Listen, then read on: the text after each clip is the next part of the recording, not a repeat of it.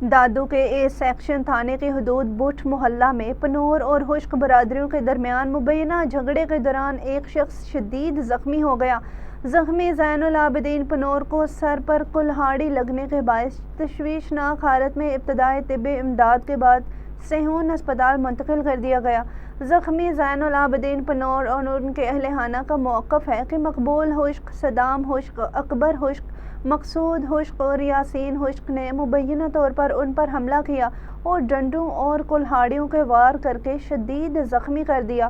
متاثرہ خاندان کے مطابق حملہ آوروں نے مبینہ طور پر گھر میں گھس کر قیمتی سامان کی توڑ پھوڑ بھی کی جس سے مالی نقصان پہنچا۔ ورثاء کا کہنا ہے کہ مخالف فریق کے خلاف پہلے سے درج مقدمے میں عدالت سے بریت ملنے کے بعد ان پر یہ تیسرا حملہ کیا گیا۔